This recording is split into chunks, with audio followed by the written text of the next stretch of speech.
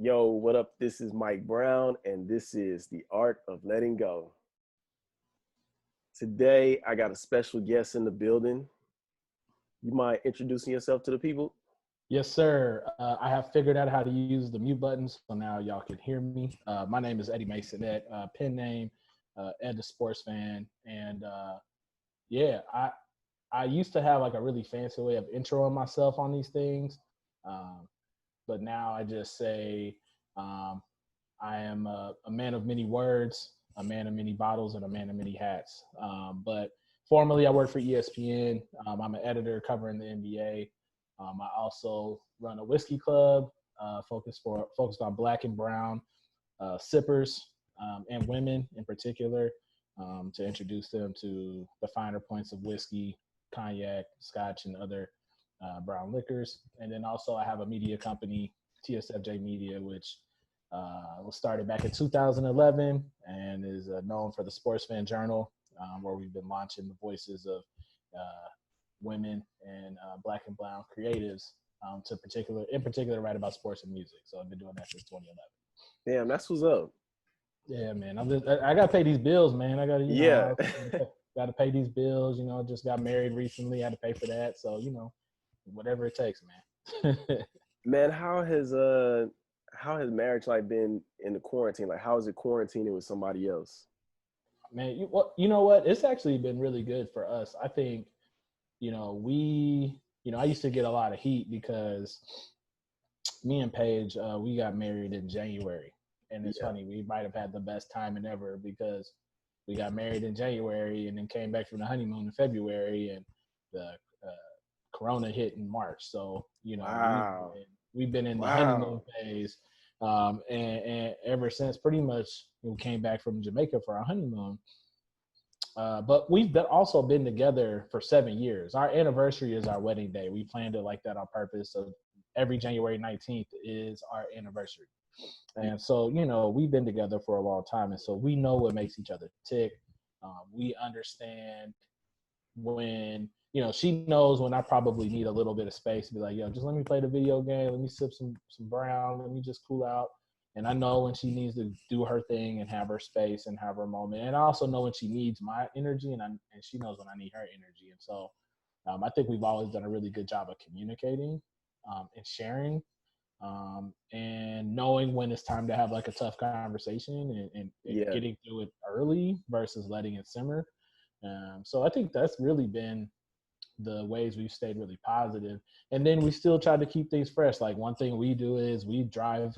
It's funny, we live in, as you know, we live in Los Angeles. Yeah. And everybody's like, yo, I could live in Los Angeles, but traffic is crazy. I couldn't do it. Well, guess what? Traffic is not crazy. And one of the things we've been doing is look at new houses. We've been thinking about buying our next house. And, we're looking at the greater Los Angeles area versus where we live in South LA. And so, we have a chance to actually drive to the valley. We have a chance to, drive, closer to the OC.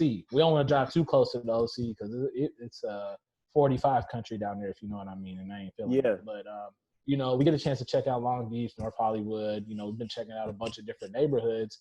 And it's just been good to get that fresh air. We take our dog with us, and our dog gets a chance to pee and poop on new trees and new neighborhoods. So, it's good for all of us. And so that's definitely been a way for us to let go and, get some freedom, get some fresh air, and, have an experience, a new experience with each other.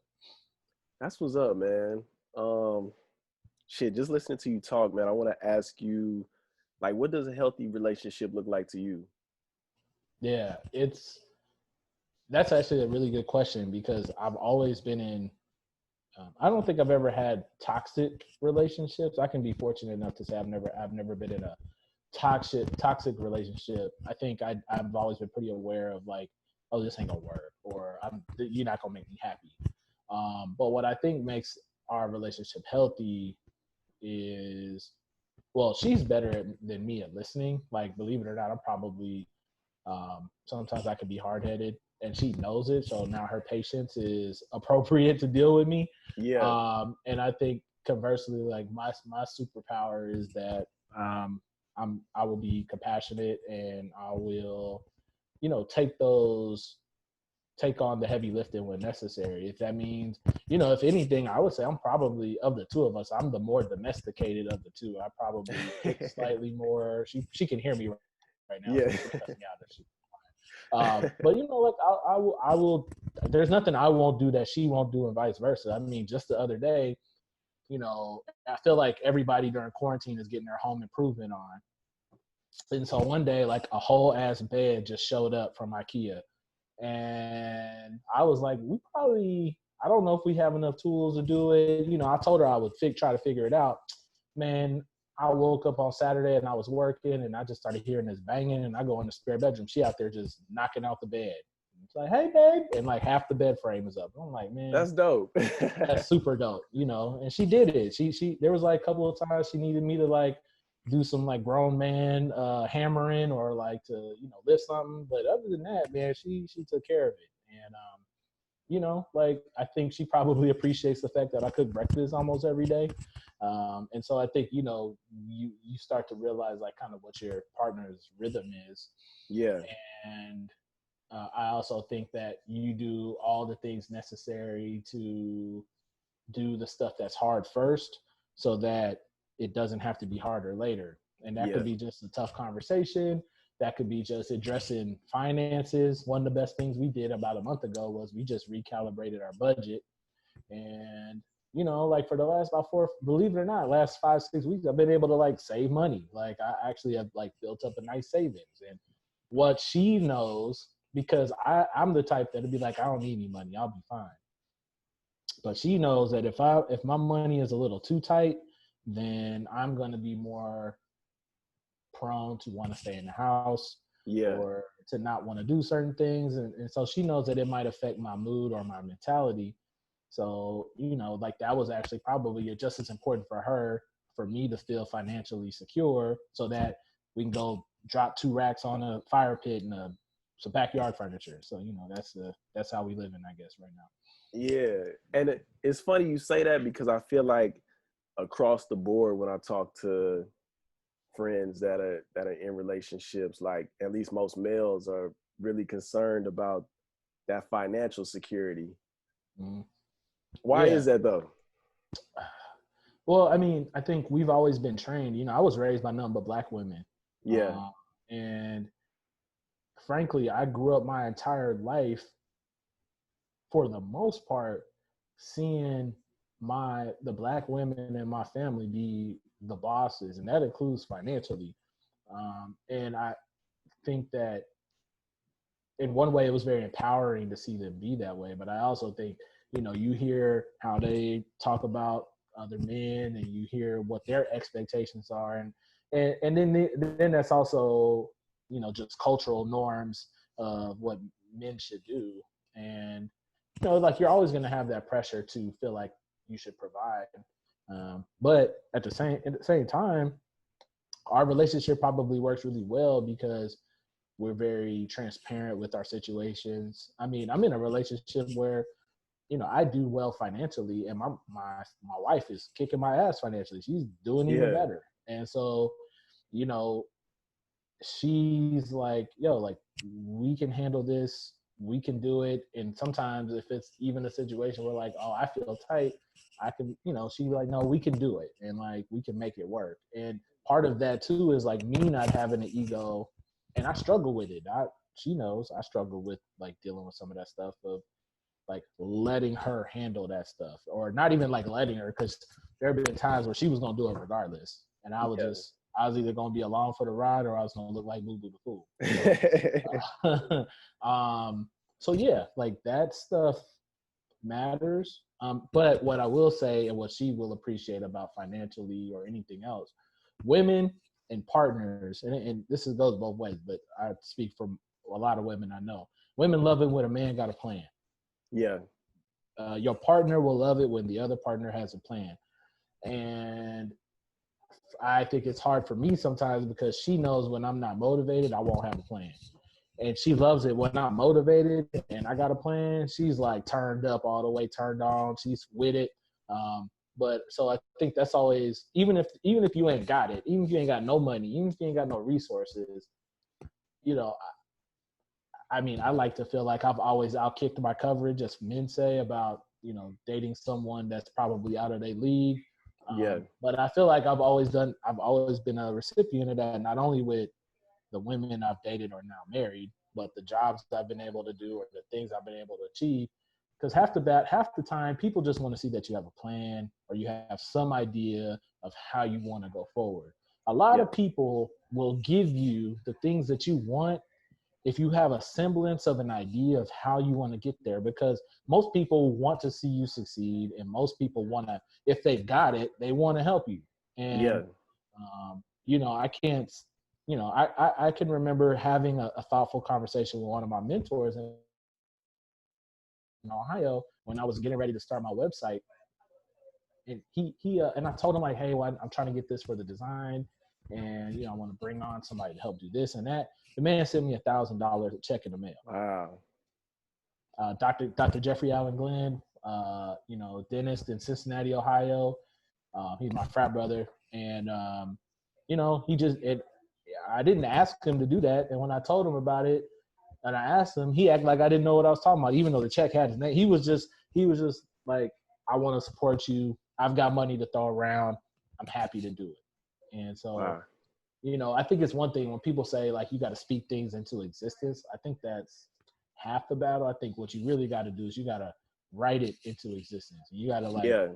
format it, and you got to think about what are the things you got to do. And it's okay if you don't have the answers, but then you start to go through the process of, where do I get those answers? And so, you know, that's what's helped me a lot. And I still got a lot to do. I'm not accomplished in that way, but it's helped me at least do what I've done thus far. Yeah. Man, I think because like I said, I'm listening to you, and I'm soaking it all in. I'm taking it all in, but I'm also wanting to ask you, like, how do you stay connected to yourself within a relationship? Because I feel like for myself in the past, that's kind of a place where I've gotten lost, I guess, just not being in tune with me. But Yeah. how do you stay connected to yourself? I I don't want to say this in no cocky way. I think I just do. I think Yeah. uh, so I think half the battle is when you're getting into the relationship and you're developing the roots of your relationship. If you're not consistently being yourself, then, you know what, sometimes, you know, they say, oh, you got to put your best foot forward, or you got to put your representative out there when you're in a relationship, and then you can let them see who you really are after the fact. And I'm like, nah, that's probably not gonna work for me. Like, I'm really, in my whole life in a lot of ways is devoted to sports. Now that doesn't mean that's all I am as a human, but, like, I work in the sports field. I'm a creative. I write, I edit, I consume, I do. That's what I do. And so, if you are getting in a relationship with me and that's a problem, like, it was never gonna work in the first place. Yeah. And I actually think it's actually worked out really well with me and currently, because I probably don't need to be dating anybody that's into sports as much as I am. I'm glad that, you know, it's funny. Like, I think about the fact that Paige is, she likes sports, but she's not, like, diehard in any way. But the woman don't like basketball. And I'm like, what black woman don't just, like, even kind of enjoy basketball, like, a little bit? Her mama likes basketball, her grandmama likes basketball, her sister likes basketball, her little niece, 3-year-old, likes basketball. All of us love basketball, but she don't. And I was like, girl, this is like almost a divorceable expense, a divorceable a reason to file the paperwork or to break up. And but no, like, I think that she knows I like my video games. She knows I like my brown liquor. She knows I like hanging out and being social, and being with the people. And, you know, she knows how I like to get down. And I think once she accepted that, which was, you know, that wasn't never really a problem. But, you know, they always say, like, you got to be yourself, and Yeah. you've got to, you know, and I say this about her too, and she says it about me. like, I don't think this relationship would have worked out if we both didn't have our own lives, and we weren't supportive of that. So um, I'm happy that she has her girlfriends. I'm happy she's found a way to now rise in her business to be a boss, and like, it's gonna take time. It takes that time away from us, but I also know that she's striving and achieving, and it makes her happy. Yeah. And she knows that I would be miserable if I wasn't able to do the things that I can't do. And there was a point when I was in between, before I joined ESPN, I was some things that happened, and when I had left Fox Sports to go to ESPN, and there was about 6 months where it was shaky, Yeah. and she knows how miserable I was, and she's like, "Yo, this we gotta get this right." And um, so I think your partner should understand not only who you are, but they should also be willing to invest into helping you continue to be that person you want to be, and whatever that is. Now, she could hear me, but she also knows that I want a PlayStation 5. She doesn't want to give me a PlayStation 5 because I may or may not. Okay, so true story. When I had a PS3 when I met her. And we've been together 7 years now, so this will make sense. Yeah. When the PlayStation 4 came out, I was like, "Ooh, I'm a cop," and I didn't cop it. And then Christmas came around, and I told my mom and my aunt, like, I don't really want nothing, but like, I'm gonna get the PlayStation 4. So if you want to help me get it, cool. Sure enough, Christmas come around, PlayStation 4 under the tree, cool. I then decided to tell Paige that we were going to have a third person in the relationship, and her name is Penelope. This is what I had named the PlayStation 4. Let me just say that did not go over all that well. So ever since then, she's basically decided I will never support you in this. And I mean, she'll let me. She doesn't give me any crap on time playing or nothing like that. But she has never contributed $1 to anything PlayStation related. I don't think That's real. That's real. So yeah, but other than that, she's invested her time and energy with, me being a creative and me needing to travel, me needing to, spend those hours writing or editing or traveling.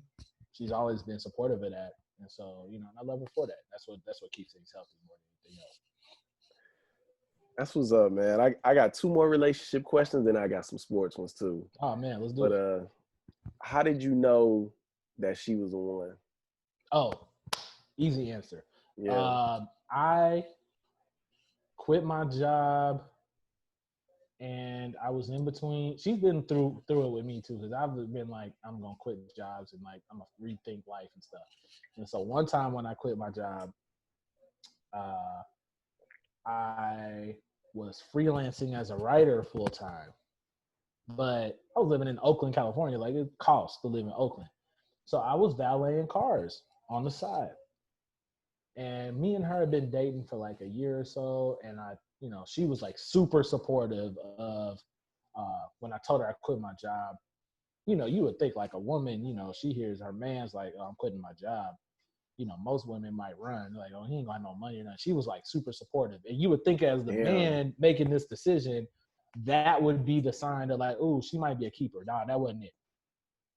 She calls me. She's like, "Hey, I'm around the corner. I'm gonna get Chick-fil-A.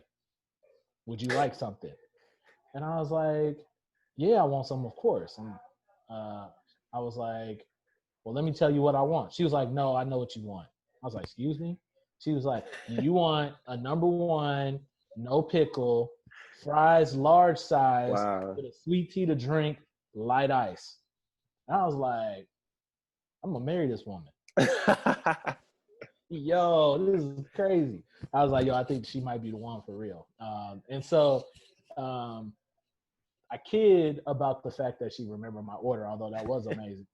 But what actually probably put it over the top is that she came into the parking lot where I was valeting. And mind you, I'm like 29, 30 years old. Like, I'm a grown man, and I'm sweaty. I'm in all black. running cars and stuff. And she had her girls in the car, so she had like 3 of her girlfriends, and I didn't really know. I knew them, but I didn't like know them, and so I'm thinking they might be judging me, and so I'm getting insecure. And she handed me my food and stuff, and she was just like, "Hey, babe, like, here's your food. I love you. I'm so proud of you. You know, you're doing your thing, and I just want to let you know that I'm supporting your mission." And I was like, "Damn, Wow. yeah." So in totality, all of that was really kind of like a real signal. Yeah. But it sounds way cooler if I just said, "Yeah, she remembered my Chick-fil-A order while I was valeting cars at one No, time." that's real though, man. Like Yeah. that's real. Yeah, so I it was cool, man. It was, and that chicken sandwich was hitting though for sure. That's funny. I feel like my last relationship was like that, and like when it didn't work out, I didn't know. I still don't really know how to like maintain like just a relationship in general, a friendship or anything like that. But that feeling still be there. But yeah, I think it might be like my pride as well. That's just like holding me back from making Yeah, that man. connection. Pride is the devil, man. Yeah, Uh, and it's pride is two-way street though, because pride also kind of works as our defense mechanism, because yeah, really our pride is trying to we think our pride is trying to protect us from something, and sometimes that pride is like, oh, I have standards, or I carry myself a certain way, and so this is what I expect in return. Or, um, or you try to not put yourself out there because you don't want to look weak or vulnerable. And, the older you get, you realize, like, man, looking weak and looking vulnerable is kind of cool. yeah. And I know that sounds weird, No, but not at all. Not here. yeah, it's like, yeah, man, I ain't got it right now. Like, I'm investing in my career or this dream, or I'm working hard to do X, Y, Z, but I just financially ain't got it right now. And that kind of makes you like, oh, that makes me look weak. But in reality, like, and again, this kind of goes back to having a plan and a purpose. There were a lot of times where I would be trying to take Paige on a date, do this, do that, and I knew, like, hey, man, I got $47 in this bank account to spend, Man. and I know if I go get this meal and I get this drink for me and a drink for her, I could probably get it to about $38, and then I have about a $7 tip so that we cool for the night. And of course, then she's like, "Oh, I want a second glass," and I'm like, "Damn, I don't know if we could do that right now." But again, that's kind of the thing. It's like, man, being, showing vulnerability and showing weakness is not the worst thing in the world, so long as you're not helpless. Like, there is a Yeah, difference. Like yeah, like if you broke, or if you like emotionally unstable, or you are really in your feelings, or whatever it is, but you don't necessarily have a reason as to why, yeah, or to what you're trying to do to like improve the situation, then yeah, people are gonna look at you like you weak, and you need to figure yeah, that shit out, because what ends up happening is you end up taking it out on that other person, and unless that person really love you, they ain't got that type of time or energy to stand for nothing like that. And right. at that point, it becomes protection on their end. So they got to Yeah, do what they got to yeah. And it may not be pride because I'm thinking right now. It's like sometimes I'll be wondering, is it my comfort that wants that, or have I really just outgrown the shit, and that's why I just keep moving in the way that I'm moving now. But I think about that shit a lot.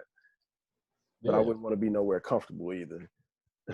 Well, that's interesting. You frame it that way, because I think everybody goes from like that lusty curiosity love to like that comfort love, and when you get to that comfort love, it's pretty cool.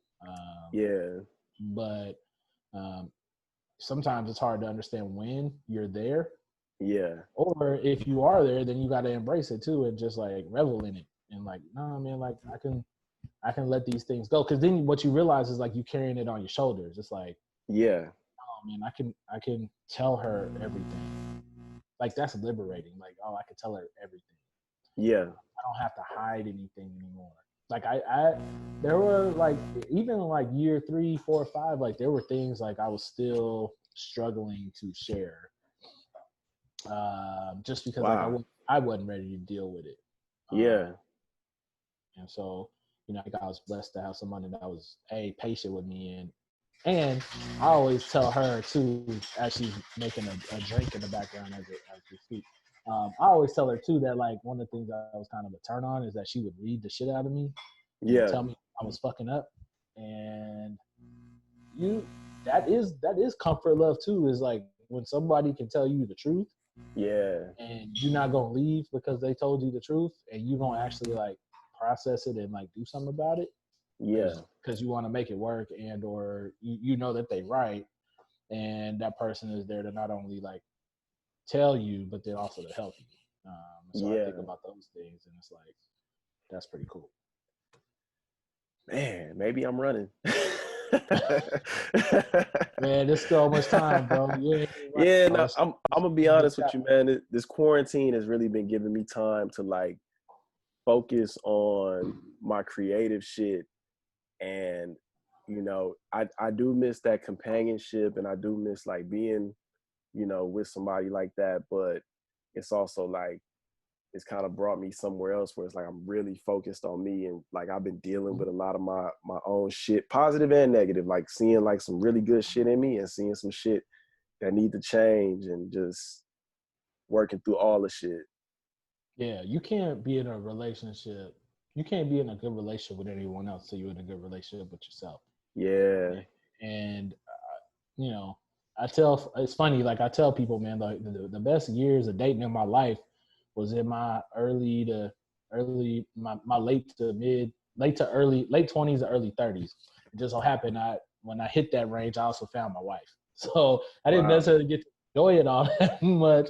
And I'm not saying that like oh I wish, but I'm just saying like when you know who you are, it allows you to filter out all that shit that doesn't matter. And I think again, like some of that was just like, oh, you don't vibe with me in this way. Cool. We ain't even got to move forward. Like I'm okay with it. It's not the end of the world. I actually think I got more attractive because I started to know who I was more, and Yeah. that meant that I actually found more people I vibe with because I just moved in a different way. Like, oh, like I really ain't got to be in this club at all. Like, I know how I want to kick it. I know who I want to kick it with. I know what I want to get out of these friendships and relationships. And of course, like when you have those things and you check those boxes, like it's almost like a filter system when you're on Craigslist or like I think about we're on Redfin looking at houses and it's like got to be 3 bedrooms, got to be 1,500 square feet, school's got to be 5 and up, and yeah, like that list of 200 houses might only be 12 now, but like I know what I'm looking for because that's what I want to get. And so we've got a much more likely scenario where like we're going to be unified. Um, so, because, if you have those filter systems and you're around those people that are like-minded, then you likely to have better unions. So, that's how I look at it. Man. What advice would you give to somebody on that journey of self-discovery? I would tell them just to swim in the honesty. Like be honest with yourself, and when people tell you things, like believe them. Like they're not like so. Part of my self discovery is like I am non-committal. Like years ago, I used to get like, "Yo, Edge, you're kind of a flake," and life got a lot better when I owned up to being a flake and non-committal to things. And it could be like, "Yo, I'm gonna be at. I think I'm gonna meet y'all for happy hour." and then like I just never show up, right? Or yeah, I might chip in and do this work for y'all, and then I never do it. And like I had to address that. And so the first thing I did, I just admitted and be like, hey, um, y'all know I'm non-committal as hell, so be mindful of whatever you ask. Like just being very upfront about it. And then the second part was just like, okay, well, what are the things that I could do to actually be better? And one of the things I was able to do is just be like, no. Like the power Man. of no is liberating. It's funny. Like I would tell a couple of the homies, like, man, quitting is underrated. Like, uh, when you were playing a video game and with your friend and they were curb stomping you and they put that 21-0 skunk rule up, like that saves a lot of time. You could go back to doing homework, or you could go back to caking with your lady, or you could do whatever, because man, you got 21-0 skunked at Madden, like you just saved yourself like 37 minutes. Like that's great. But like there are times where like when you realize like, no, like this can end and it's okay. And so like I think having those like honest moments with yourself as far as self-discovery is concerned is like, to take another analogy, uh, everybody watch Marie Kondo on Netflix, and like when you start filtering the things in your house, like what are the things that bring you joy? And so I think with being in isolation, like you have a lot more time to think about what are the things that actually make you happy. And like, so now I'm gonna take another analogy. It's like the 80-20 rule. Like whatever those two or three things are that really make you happy, give that 80% of your free energy and see what happens. Hmm. And if one of those things is like, just for example, making money, hustling on the internet and getting money, doing whatever, like imagine if you gave more of your time and energy to getting this money, like you make yourself happy. Or baking cookies, or I don't know, playing Call of Duty on PlayStation, which is probably what I'm gonna do when I get off of here. Like it makes me happy. Like there's something therapeutic about taking a squad of 3 other people and taking over the bank and holding it down for 5 minutes and not letting any intruders come in there and get our money. Like I don't know, like it's kind of a cool thing. Like I appreciate doing that. So, but whatever it is, like invest that time and energy in doing that, and then see how it feels, and then recalibrate again. Like, but keeping your focus on what makes you happy and brings you joy is important for sure. That's what's up, man. How have you been doing without the NBA? I mean, that's not fair because that's the weird thing. Like, how have I been doing without the NBA? Well, the only thing that hasn't been happening with the NBA is that there What? hasn't been games played. Like, Yeah, NBA has not gone anywhere. Like, that's true. The Last Dance. So I'm just going to be a corporate shill for the next 20 seconds. The last 2 episodes of The Last Dance air on ESPN Sunday, 6 p.m. Eastern Pacific time. Set your DVRs. If you got kids, you can watch the edited version with the language edited out on ESPN2 simulcast. And then if you missed all the episodes on Tuesdays, The Last Dance will be re-airing on ABC. So Oh yeah, wow. and if you don't have ESPN, $4.99 a month gets you ESPN Plus, and you'll be able to stream and download or watch on demand all the episodes, including all the ESPN 30 for 30s and all the live television that airs on our networks. All right. Hopefully the mouse gives me a pay raise for that. But I say all that to say the following. Yeah, like I do miss live basketball because it's a really good distraction, of course. Yeah. Uh, and just to be honest, like the live sports aspect is what gives my job some like longevity. Because I don't know how many documentaries we're gonna be churning out, and so basketball is gonna get played at some point. So, but what I've come to realize is that sports is therapeutic for a lot of people. Yeah. I've always said, one of the things I said really early on is like sports was the first reality television show.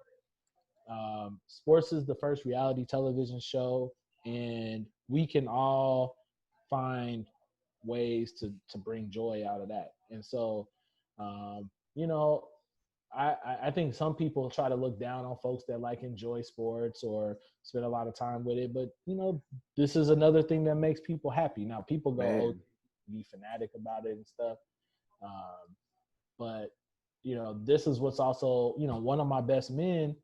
So one of my best men, his name is Kenny, and I met Kenny. Now I'm gonna tell on myself how old I am.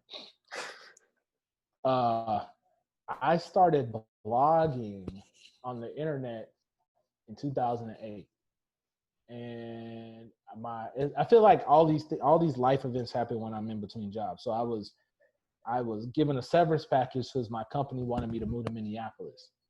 And so I took the severance package, and then I had a job lined up, but I had like 3 months where I was getting paid, but I didn't have any work. So all I was doing was ordering Domino's pizza and watching football and living my best life.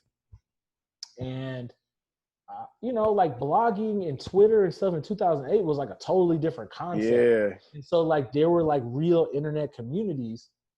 And I remember I was in this internet community called Zanga, and I was like posting works and stuff there. And I kept seeing this dude like liking some of my stuff, and he had a 19. I'm an alpha, so he had like a Okay. 1906. And I was like reading this stuff, and like all he was doing was writing like salacious poems to women and writing about sports. And I was like, man, who the hell is this dude, right? And so, but he could write. He could like for real write. He could write much better than me. And I was like, yo, like, okay. And then I found out he was in Dallas. I was still in, I had just moved to Ohio, but I'm from Oklahoma. And so we got cool. We were cool online. And then I happened to be in Dallas, and I was at the step show, and I seen this dude walking by, and he looked familiar. And I was like, yo, Kenny? And he was like, yo, Ed. So like that was the first time we met randomly, not coordinated, Wow. at a step show at the University of North Texas. And he is the co-founder of my website, the Sports Fan Journal. He is now a doctor. He is a doctor. He is an academic advisor for various athletic departments in Texas. And he's my best. He's one. I had three best men, but he was one of my best men. And like, but he's been on that journey with me as far as being a creative, and you know, he helped me grow a lot. And so, you know, and that was out of that was our mutual love for sports and flirting with women on the internet in mid to late 2000s. So, you know, I say all that to say, like, you know, these things that have gone away, like a lot of people from a mental health standpoint use some of these things.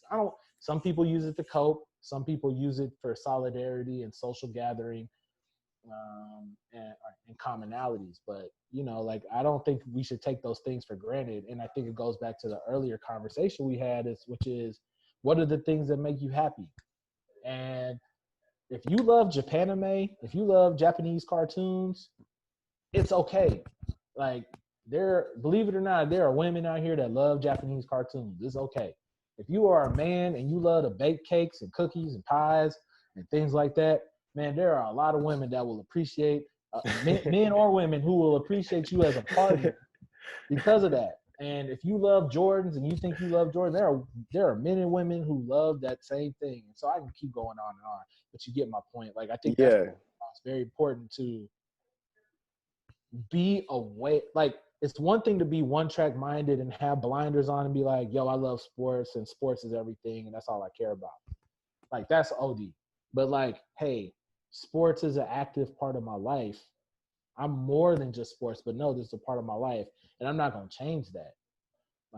But come get to know me for who I am in totality, and embrace that for who I am, and then I think that's what makes everything go a lot smoother. So, you know, that's I told Paige, like, I will do anything possible to go see Dave Chappelle perform, and I remember one night we were in Oakland, and he did a Sunday show, and we both had to work Monday, and I dropped $400 for 2 tickets for us to go see him at the 11 o'clock show on a Sunday night. And Dave Chappelle, if you don't know, Dave Chappelle, like on his road shows, he will go forever. We left Yoshi's in Oakland at 4:17 in the morning. And he was still and like to this day I kind of regret going, but like we left Yoshi's and they ran out of coffee. Who runs out of coffee? Like they ran out of coffee and we left. And she was like, I'm down, because she knew, she watched me watch Chappelle stand-ups forever, and she knew that she knows what I think about him as like a, not only a stand-up, but just like as a artist and as a genius in some respects. So Yeah. and she's the same way. Like, well, I didn't go with her, but she's like, hey, I'm gonna go see Beyonce, and I'm like, oh, like I didn't even know Beyonce was performing. Yeah, I'm on the special list. I'm like, oh, I didn't know there was a special list. I was like, well, how much did you get the tickets for? She didn't want to tell me. And then I found out she spent like 2 of my car notes to go sit in like the 4th row. And I was like, oh, she's like for real committed. So what I'm gonna do, hey, if Beyonce is performing, I just know I ain't gonna see my girl for like 24, 36 hours, because that's what she did. But you know, that's what we about, so that's what it is. Yeah. Man, what do you think the game is gonna be like without fans in the arena? It's gonna be weird. It's gonna be weird.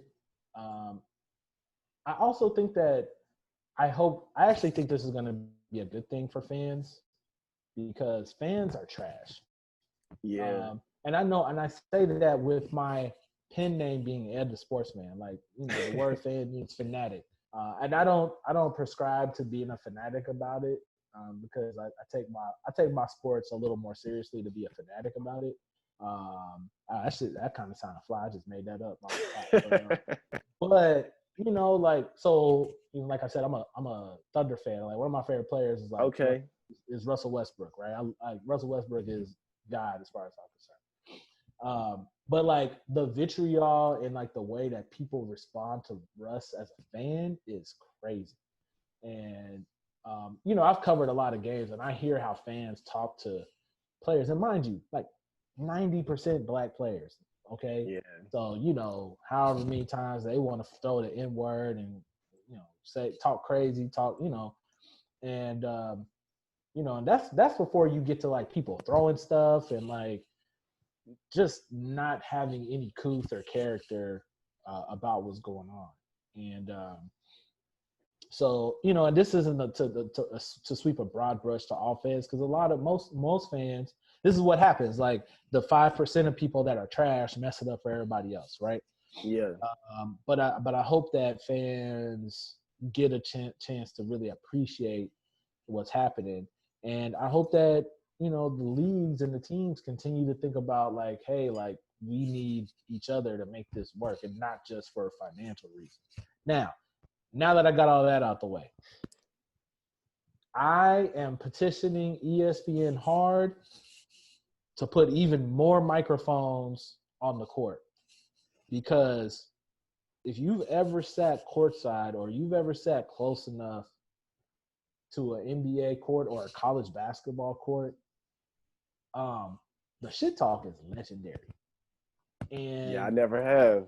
yeah, and like the shit talk, and not only the shit talk, but like the coaching, the way in which players communicate with each other. I've always been really surprised to see how well. So like I said, when I was going to Warriors games, and I've had a couple of times where I've been able to sit closer, and you can hear Draymond call out every team set every time. Like, it is crazy. Pin down on the elbow.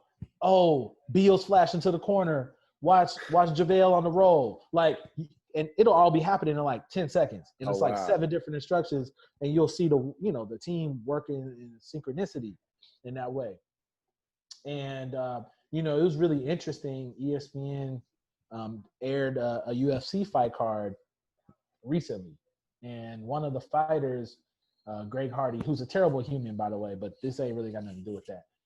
He was fighting, and there were no fans in the stands. And Daniel Cormier, Oklahoma State legend, Daniel Cormier was calling the fight, and Daniel Cormier was as an announcer, on the telecast was saying like Greg Hardy, he has to protect his face from kicks or the fight's gonna end.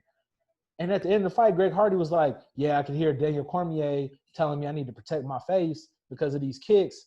And that's how I was able to win the fight, which is nuts. Wow. Like he was like, yo, I can hear everything. And so that will be actually pretty interesting to see how teams communicate, how the players communicate, how the coaches communicate. You got to think like nobody has a home field advantage anymore. Yeah. Right? So like it is, and there's no sound. So like think about like a college basketball tournament game where like there isn't any advantage for real. But now there's also like no sound. So like you've got to be able to coordinate your play calling and your strategery, if you will, in an even more incognito way, or you've just got to be able to out execute. Because like as far as the NBA is concerned, everybody knows what everybody runs, and if they don't know it, they steal it rather quickly. And so like I think those smaller parts of the game will be really interesting, and I think that the pandemic has caused a lot of companies, and this will be interesting to see too what the media does, but people are having to innovate on the fly. Yeah. And so to like even take it out of sports, like you see how many restaurants have had to convert into a takeout delivery model, really recalibrate how they do orders. You think about all of the ways in which like things have shifted. Like Twitter just came out and said, we will never make it mandatory for you to come into the office or work ever again, even after the pandemic is over. Like working from home is now a full-time thing. And so, like companies are going to be continuing to reinvent themselves because of it.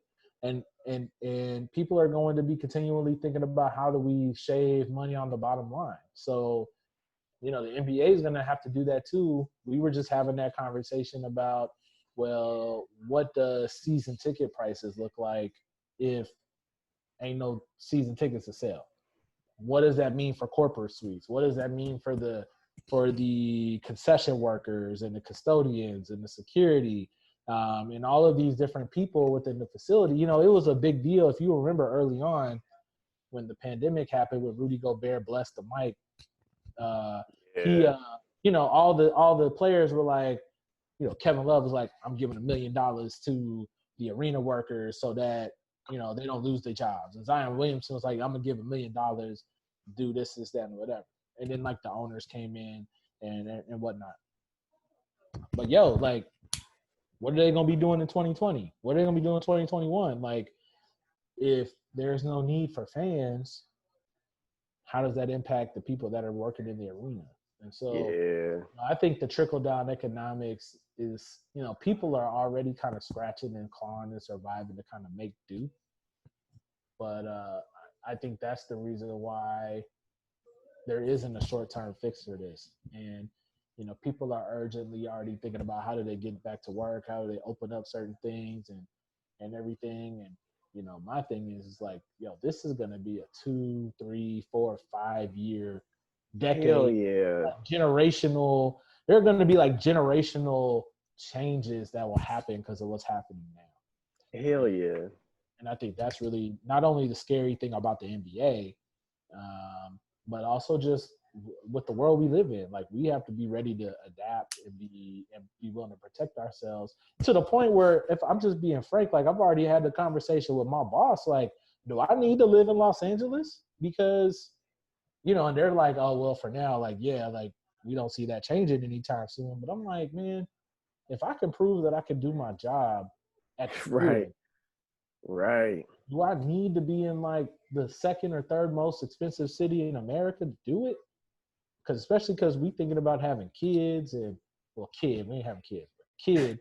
And we talking about buying, but like the house we trying to buy is probably gonna be $700,000, and like that's if you don't live in California, that sounds like an absurd amount of money unless you like got 2 commas in your salary, right? Yeah.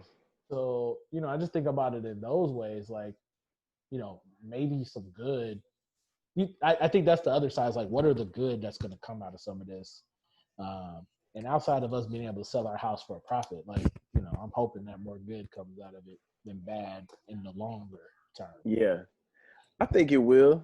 You know, I don't think we ever gonna go back to the way things were. Absolutely not.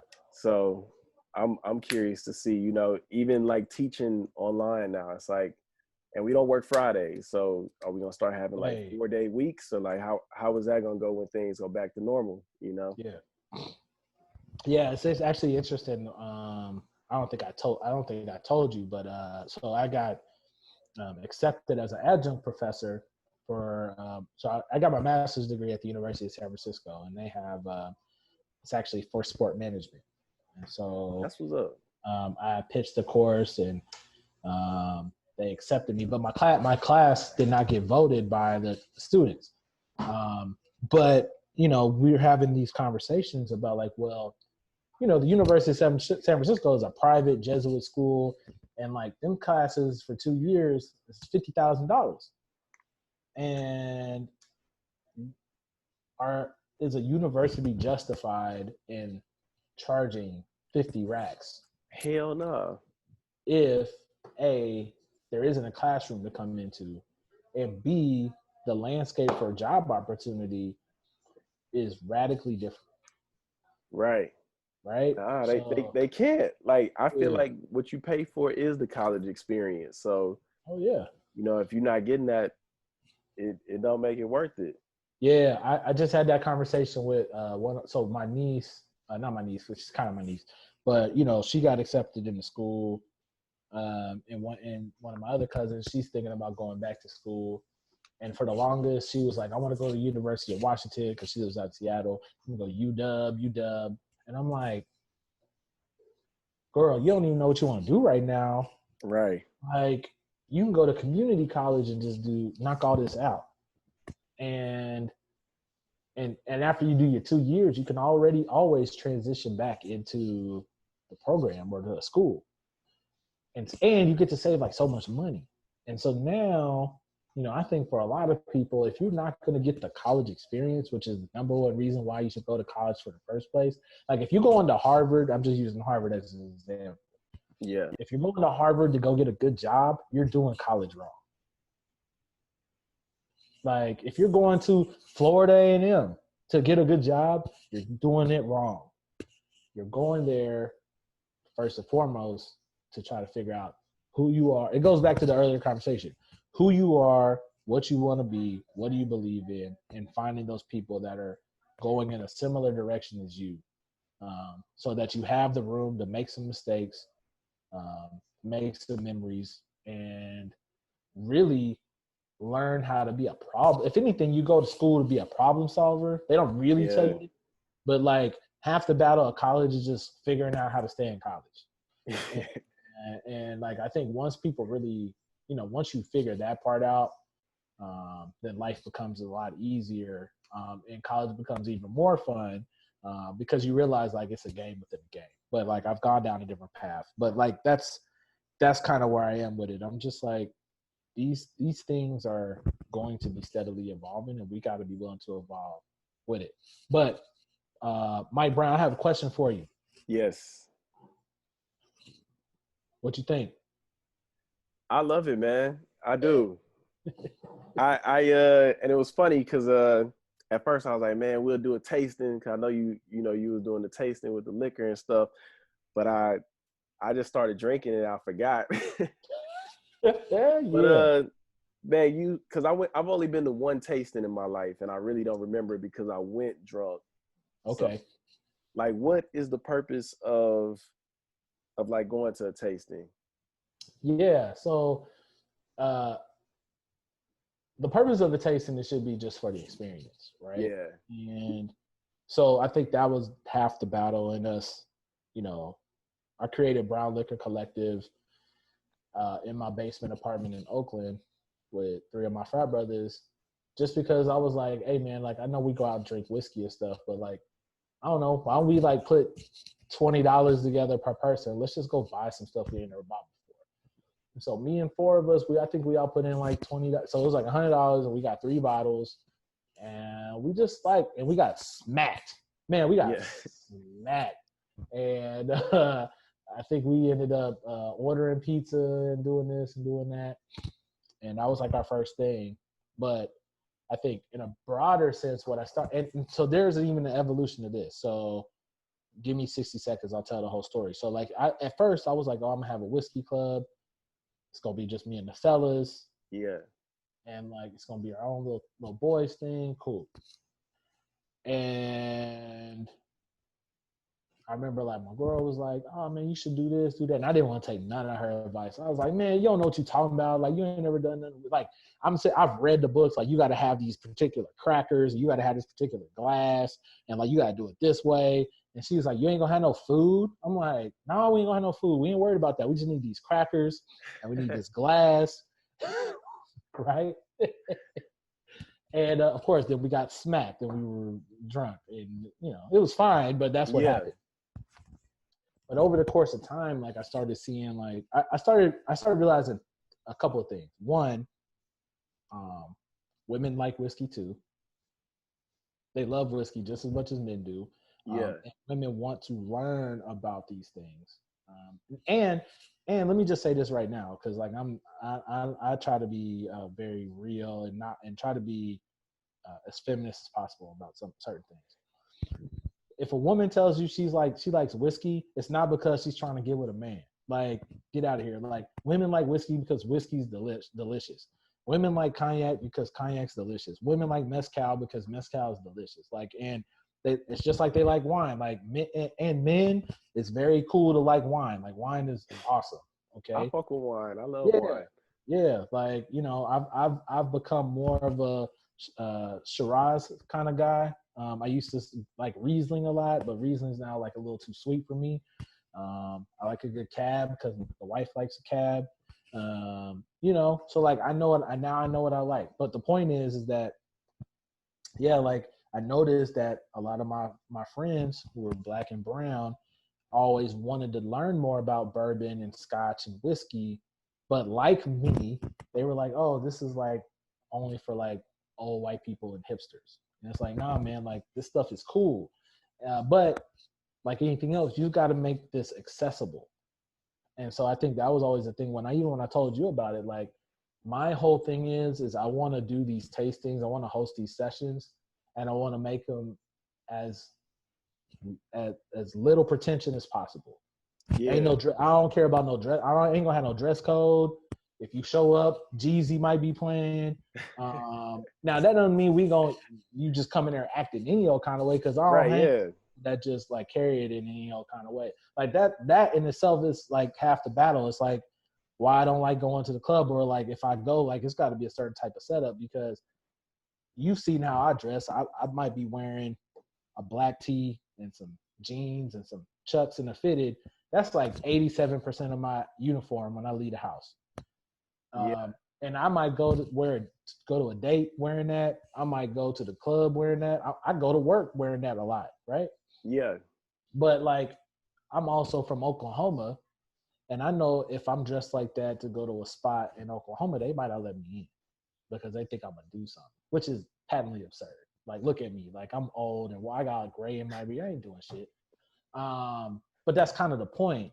And so, you know, it's a very, you know, come as you are, but come with an open mind mentality. So we are basically a non-denominational church of whiskey sippers. How about that? That's what's up. Yeah. But of course, what happens is that what we've come to find is like there are people that are connoisseurs. I'm probably not even a connoisseur so much as I'm an enthusiast. And then we come to find brands that really speak to us. So one of the empowering moments was working with Uncle Nearest, because Uncle Nearest was created by Nearest Green, who was a slave.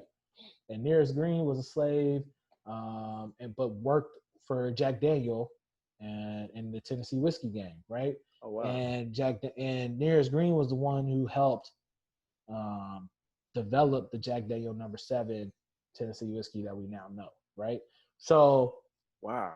And so when Fawn Weaver and a group of investors, they bought into this idea of Nearest Green, and they worked with the Green family, and they created the Uncle Nearest distillery and the whiskey, the 1884, the 1856, 1820. And like, of course, like when you hear Black people hear that story, they're like, yo, this is empowering. I'm about that. Yeah. Like, never. And then like you have the actual whiskey, and the whiskey is amazing. Like I feel bad because every time I have a bottle, I can't keep it. Like I drink it, or like if I share it, like it's just gone. And the brand has been super supportive of everything we've done. And our social media following is not like huge in any way. But they also have reached out to us. I've had brand meetings already with some of their area reps. We were actually planning to do a whiskey tasting with Uncle Nearest at Hilltop Cafe in Inglewood this summer. Wow. And we still have plans to collaborate with them, but of course with the pandemic, like we got to put everything on hold. But I say that to say that, and they're not the only brand that wants to work with us. We've had other brands that have already worked with us and want to, because we offer something that they can't do. We bring cool people to their brand. Right. Absolutely. Yeah. Because we already know, like, young Black and brown people always set trends. We are above the movement. Like, you can't buy us in the same way. Like, right. And frankly, like we could spot a fraud.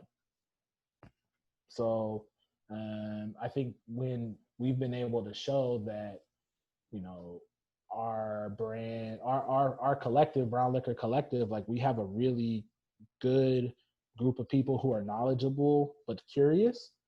And I show them our demographics. I've done a demographic breakout. Like 43% of our membership are women, right? Wow. 74% of our group is 39 and under, right? So like we have a demo and a breakout of young, cool Black and brown people from all across the country, but most of them are based here in California, and it keeps growing. So I think like the tastings are just really important to not only get exposure to these whiskey brands, because I tell people all the time, this is what I was telling you about. You were asking me about cognac because you were saying like, oh, you said Douce, right? I think you were saying. Somebody suggested Douce to me. Douce right. and Remy, Cavassier, Henny. Ciroc. Ciroc. Okay, Ciroc got a brandy. So, yeah. So, look, man, I've had these conversations. It's actually something, if I do, one of the things, if I decide to podcast with BLC, is one of the things I really want to talk about is, you think about like, well, what did you get exposed to when you were growing up? Because like my mama drank E&J, right? My mama been drinking E&J since I've been born. She drink E&J. And like I've seen the Black men in my family drink Hennessy and that's all. Yeah, Remy. And it's like, and then when you start to realize what they drinking, like, let me be clear. Hennessy's good. Remy's good. E&J is fine. I'm gonna be honest with you though. I like this more than I like Hennessy. I really do. Okay, so and there's reasons for that. All right. So, I mean, just look at the bottle. Yeah. Just for the listeners, we drinking Chabonneau XO. Yeah, and so this is a $50 bottle of cognac. Now, if you buy Hennessy at the store, you're probably gonna spend $35 to $45 for Hennessy. Now, when you're drinking that Hennessy, though, that is Hennessy VS, okay? And the VS stands for very special, okay? But the VS, I'm gonna simplify this. The VS means that it stayed in a barrel for 2 years. The blend of that cognac stayed in the barrel for 2 years. Now, if you go get Henny VSOP, that means that's that same blend, but it stayed in the barrel for 4 years. Now, this is Chabonneau XO. So think of that as extra old, okay? And so that just, and literally, it just means that the youngest blend in that cask, in the oak cask that has been in there 6 years. So, one of the reasons why we're called Brown Liquor Collective is because when the spirit hits the barrel gives it character. Okay. Yeah. And the carol and the spirit goes from that white dog, that clear spirit to a brown. And so, that character is not only shown in the spirit, but then it's also, I like to try to flip it like, hey, the character in the sipper, us, tends to be brown too, right? Yeah. So, okay. So boom, that's how you get to Brown Liquor Collective. But I digress. So that spirit that cognac's been in the barrel for 6 years, so it's got a chance to just hit the wood and sitting there and like chat with each other and collaborate and like, yo, like I get to like learn off of you. The spirit's doing all these funky things in the barrel, and it's evaporating because the sugar is turning over and everything. So the flavor is getting better and better. Yeah. So you spend $30 to $40 for Hennessy VS. Good Hennessy is good. Spend $10 more, you get the same spirit, same style of spirit that's aged 4 years longer. It's not gonna hurt. So like Hennessy is, it's so that's the thing too. Like because the aging process, like the longer it goes, sometimes it mellows out or it makes the palate a little smoother. So, that's where the quality part comes in. So, Yeah. I try to tell people like all the time, like, hey, if you like Hennessy, you should really try something like Chabanel, or you should try Heen, or you should try, the Quartet. Like there's so many other brands of cognac. Similarly, if you like Jack Daniels, you should probably try Uncle Nearest. Like, hey, get it from the source. Like, Yeah. Uncle Nearest 1884 is like one of the greatest things I drink on a regular basis. And yeah, it's cost Okay. like $45 for that bottle compared to like $20 for Jack Daniels. But I mean, it's Jack Daniels. Jack Daniels is fine, but like, treat yourself and Yeah. treat yourself to something that you ain't got to put Coke in or a bunch of ice or some ginger ale. Like you can sip it neat. And Yeah. like Jameson, you should really try Tullamore Dew. And like the list can kind of go on and on because I think that's always been the challenge for me. And this is not just this ain't got to necessarily just do it with whiskey and scotch, but I think about it with like the sneakers I buy. So like I've been starting to think about investing more in Puma sneakers. Like I really like what the Puma line is doing. Like I just like what they're doing. Why And is I'm that? I really like the cuts that they've done ever since Okay. they refreshed the brand a couple of years ago. They famously brought out like Boogie Cousins and Rudy Gay and Jalen. I see Jalen Rose at work all the time. I'm like, yo, his stuff is fly. So that's the other thing too is like I see Jalen Rose walking the floor. I'm like, yo, I could rock that. And then I look at the prices like, man, like I don't really want to spend $200 on J's no more. Like there's so many other sneakers out there. Like why am I Yeah. spending for 200 just for J's are fly? I'm always gonna keep some Air Jordan 1s in the closet. Yeah. But I got a question. yeah, go ahead. Because I went to the Soho House one time with Byron, Mm-hmm. and it was an event Byron. with man, I always forget the brother's name, but it's a brother that worked for ESPN. He got dreads. He do the NBA stuff. He's gay. Oh, LZ Granderson. Yes, and I wanted to ask him, but because I got you, I got to ask you. Yeah. Do you think that we will ever see like a gay superstar basketball player, and like, because I'm sure he exists somewhere in this world, but do you think we'll ever see like that person like just come out, and will people be accepting of that? Oh yeah, I do. I think that question is not easy to answer just because there aren't that many superstars. Right. And so now, adding the, what the percentages are, for being gay versus straight, okay, then factoring in people that are willing to come out the closet or not, right? So like those are like two variables that make the answer messy.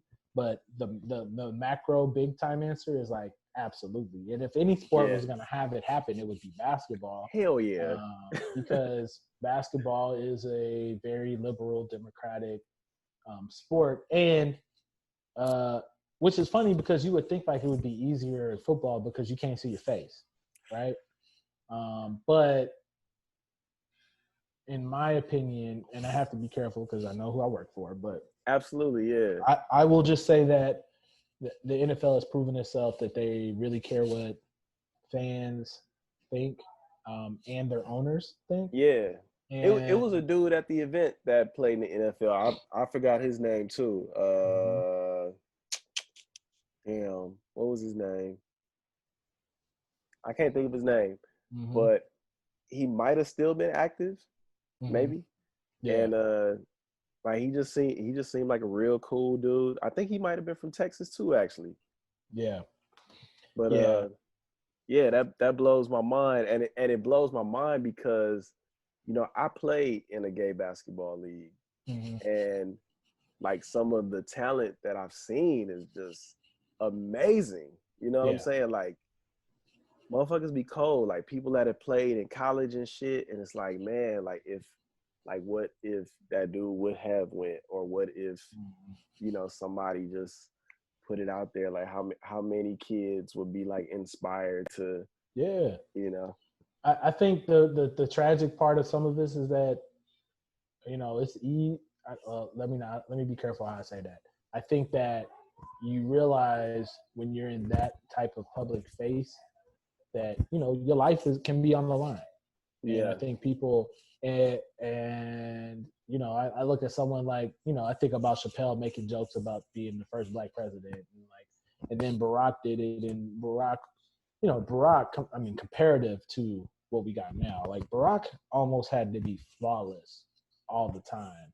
Like there is maybe no better representative for the black community to have ever been able to be the president of the United States Yeah. than him, because there was not a check mark that he couldn't check, from an education standpoint, from his partner to the work he did in the community, to where he came from, to the things he believed in, to the way he carried it. Like there were no flaws, right? And so I do think that, and it sucks because that's like, that sense of like black exceptionalism, and that sense of thinking about the fact that, you know, for others, the expectation is hardly ever to be perfect while you're making the good fight, Yeah. right? And I think a lot of times, so like I think about The Last Dance now, and like how we talk about LeBron, and we had these expectations for MJ to use his name for the greater good. And we see how LeBron now will throw his weight around for the greater good. And I think about the fact that, like, Bomani Jones said something really interesting about MJ when they were talking about the I believe it was the Senate race in North Carolina, and there was a black man running for Oh Senate yeah. against Jesse Helms, right? And Jesse Helms was like openly very racist, okay? And you hear when he's talking about there's no joy in Mudville. Well, Mudville is slang for black people, okay? Mm-hmm. After he won, right? And Bomani just makes a really good point, because a lot of the black folks, and not even just not, let me be clear, black people in the Democratic Party were very much like, yo, like your name might actually mean something in like making this go a certain way. And Mike got a lot of crap for like Republicans buying sneakers too, because he felt like he said it in jest, making jokes. Which, for what it's worth, it's a fly joke. Like if you just said that off the cuff, like yo, like it's real, but because it's Mike, it's Mike. Yeah. But to the larger point, it's like, man, you put in all that hard work and dedication to be Michael Jordan, to have this much power, this much stature, and like you're afraid of what's gonna happen because you speak out against that dude. Like I think that's kind of where it's like, and like I don't I don't necessarily shade Mike for not being willing to take that stand because again, the man was 27 when all of this was happening. Like, Yeah. think about how trash you and I were, and not you, but I'll just No, yeah, me I know too. how trash I was at 27, and like I wasn't making quality decisions and thinking that high level at that time. I'd like to think I Right. wasn't.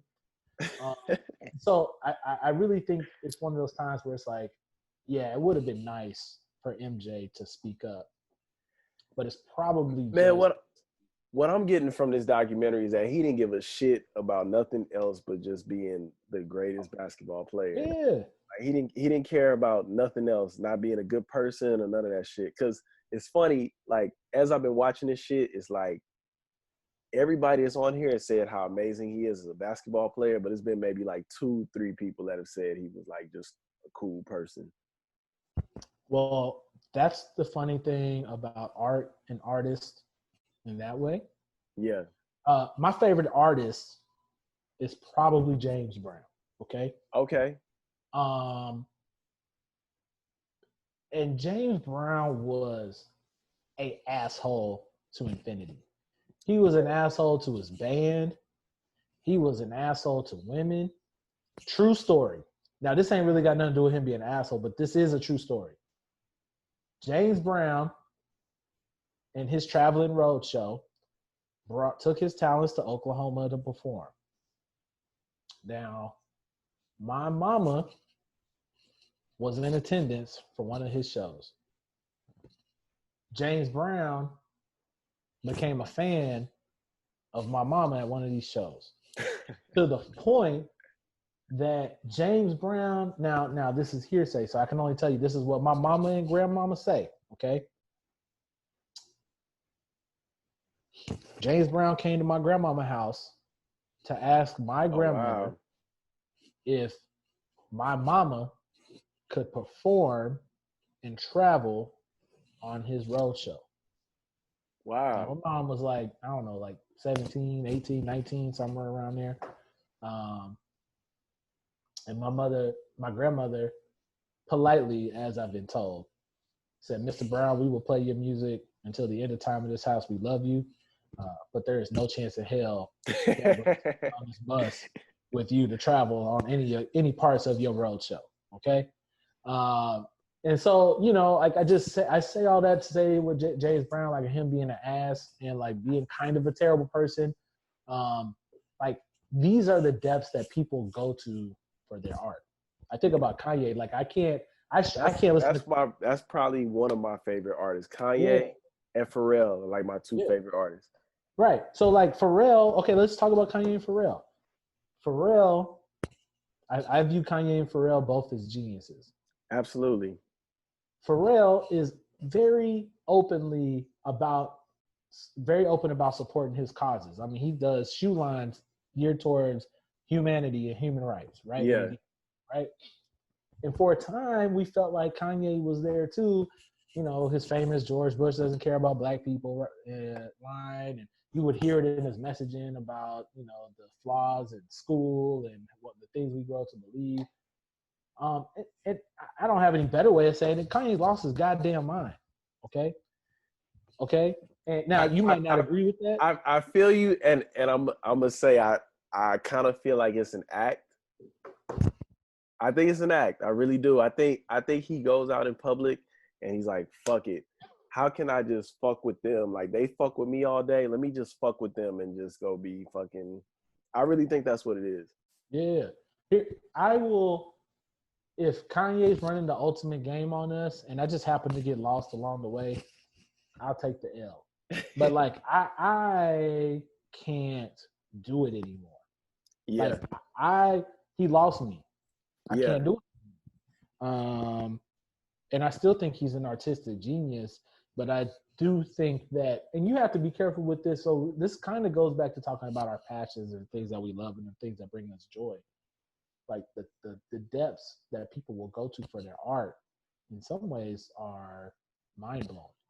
Yeah. What Michael Jordan was willing to do for the sake of Michael Jordan was not driven necessarily to be the best basketball player in the world versus Michael Jordan was driven to make sure that no one could hold anything over him. Okay. And I think sometimes, and then like art on the basketball court happened as a result of that, right? Yeah. Um, and so, I think that's where art becomes interesting. And so I want to make sure I make this one point that I was talking about MJ versus Bron. I don't think we should ever be really negative per se about MJ during that time because I think he was still trying to figure out life in some ways because he had, you think about just how laser focused people are about basketball. This was MJ in the 80s, but he was still laser focused. I think this is just the opportunity just to say you got to give Bron his flowers Hell yeah. for being that hyper aware. You give someone like Steph his flowers. You give people who are willing to like go out there and say those things, invest their money, invest their time to be conscious and aware, to stand up for people that can't stand up for themselves and use their name in that way. And so and maybe you have to give credit to someone like MJ for pushing the paradigm to where it is, uh, to allow someone like LeBron to feel that empowered. Man, Bron is going down as a people's champ for real. Like I really believe that. Unless you're a Warriors fan, yeah. Yeah. But yeah, man, I think that's always the thing about art and artists in that way because uh, greed. They talk about like the seven deadly sins, and like you think about the things that like things that can consume people, and people's art and striving to be the best artist they can, it can consume them, and sometimes it can be positive, and sometimes it can be negative. Yeah. And frankly, and I believe this too, that Black people hold our Black stars more accountable than any other group of people because we believe in Black exceptionalism, and we we will also defend our own more stridently than anybody else because we're not standing for anybody to be talking crazy about Barack or Right, yeah. MJ. Like it's got to take a lot. Like that's the funny thing. Like you think about how much a piece of shit MJ's been, and we don't really give him a hard time for it. Like you got to kind of go to like Kanye, R. Kelly, Bill Cosby levels. Yeah. It is right. And then that just makes me think about. But then I flip it again to like I sometimes when I'm bored I'll go listen to like old Malcolm X speeches or like orations or whatever. And he was doing this debate show, and he said very, eloquently that Black people are the only people whose intellectual thought leaders are comedians and artists and athletes. Yeah. Like no other group of people is like, they look to their musicians to like be the strongest voice. But in a lot of ways, like we do have that expectation for those people. And Absolutely. and then when they disappoint us, it's like, how could you? Like, don't you know what's on the line here? And they're just like, yeah, I was just trying to hoop, or I was just trying to sing, or I was just trying to tell jokes. And it's like, so, I think that's both tragic. It's a tragically flawed, bittersweet, awesome thing. And, these are the things that we got to deal with on a daily basis sometimes. Yeah, man. So, shit. Before we get out of here, man, one question that I ask all my guests, yep. and I'm going to ask you, is what is one piece of advice or lesson that you could share with the listeners? Hey, man, you gonna make me get all metaphorical and deep. No, I think this is probably just pretty. I could use the Marshawn Lynch, just get your chicken right. Get your mentals in order.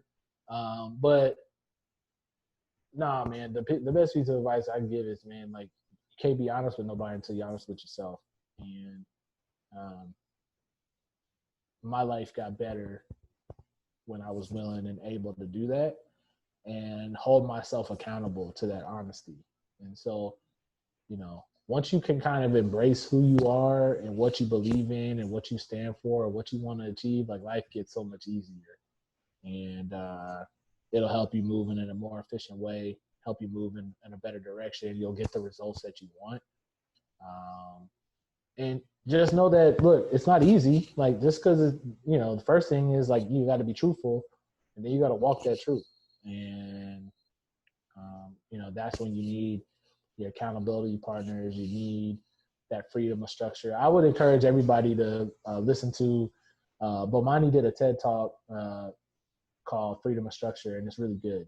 And I think that if you're a creative in particular, I think it's something to really listen to, because everybody needs frameworks to funnel their creativity and funnel their focus. Because a lot of times we don't realize how much we're just wandering aimlessly to do a whole bunch of stuff. And I even say that doesn't have to necessarily be art. Like, I go back to my financial advisor, who's also one of my best men, but he gave us a budget and he helped us budget. And like, we realized how like out of control some of our spending was, and like how not focused some of it was. And lo and behold, we had a budget and all our bills are paid. We got money left over. We got money to use for X, Y, and Z. And and that then opens up more opportunities for us to do the things you want to do. So it's not only about having a financial budget, you almost have to have a creative budget, or a productivity budget. And so whatever helps you get to that point, man, like, you got to do it. Man, Ed, I appreciate you so much for coming on the show. Like, I feel like I learned so much just talking to you, because yeah, man, like, I probably met you last year. Mm-hmm. And I feel like we never really like got a chance to like really connect. So it's dope to really talk to you and just get to know you as a person, man. Yeah, I think that's the good thing about when you surround yourself with good people, is like other good opportunities come out of it. And so, Yeah. you and I have mutual friends in Brandon and Byron, and I think Byron's nuts, but he's a good dude. And I actually, when he told me he was moving to Los Angeles, I was excited, because I knew that he is a flag bearer of positive energy. And yeah. I know that if I have him around, that it'll transfer over to me and other opportunities will come up. And so this was one of those opportunities. So Yeah, I'm just as absolutely, man. appreciative as you, man. It's all good. I appreciate that, man. Where can the people find you? Yeah, man. So Ed the Sports Fan is my handle for everything: Instagram, Twitter, Facebook, OnlyFans. No, I'm joking. No, you can find me at Ed the Sports Fan, and I tell people, like, man, just hit me up. Like, if you got questions, if you want to collaborate, I got time. We all got time now. Yeah. So, if you want to collaborate, if you want to link up, if you want to do virtual coffee or virtual drinks or whatever, we can do it. So, hey, man, we should definitely plan a tasting. I would love to do that. Like, maybe just letting everybody know what to go buy, and then we just we've been talking about that. I think stay tuned. I'll just keep it there. Stay tuned. It's something that we've been talking about, but you might have motivated me to try to get that in motion. Absolutely, man, for real. Yeah. No doubt. Yeah, man. Thank you for being on the show. Thank y'all for listening. This is Mike Brown, and this is The Art of Letting Go. Peace.